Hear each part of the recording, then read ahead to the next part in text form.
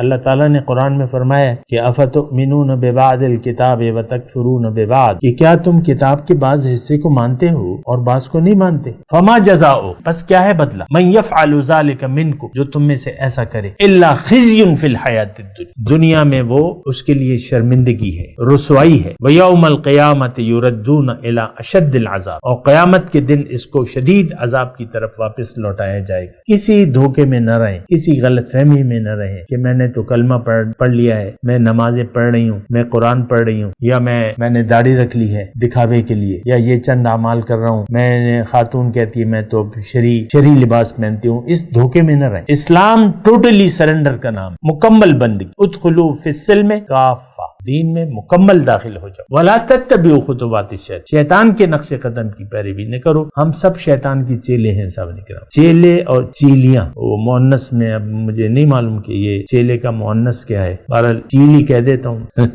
تو